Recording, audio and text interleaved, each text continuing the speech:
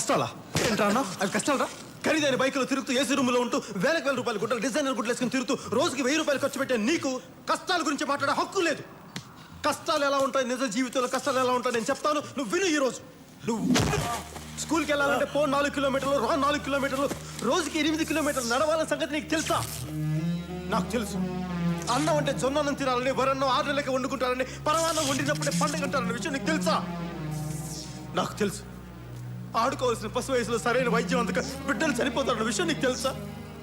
ఆకలేస్తే నేల వైపు, దాహం వేస్తే ఆకాశం వైపు చూసే మనుషులు ఇంకా బతుకున్నారు ఈ సమాజంలో. నువ్వు బతుకున్న ఈ సమాజం ఉన్నారని ఇంకా తెలుసా నీకు? తండ్రి చనిపోయిన 6 గంటలకి, తండ్రి చనిపోయిన 6 గంటలకి తల్లి చనిపోతే ఆ బాధ ఎలా ఉంటుందో ఎప్పుడైనా అనుభవించావా? నేను అనుభవించాను. కంటికి కనిపించిన ఏదో ఒక శక్తి కొన్ని టన్నుల బరువుతో భూమిలోకి తొక్కుతున్నట్టు నీకు ఎప్పుడైనా అనిపించిందా?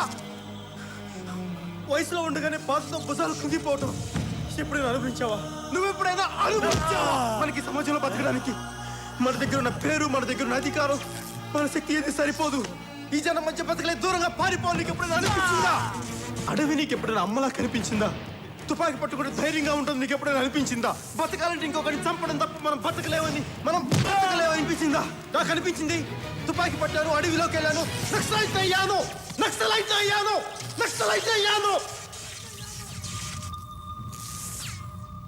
ఇక్కడ కష్టం గురించి మాట్లాడే హక్కు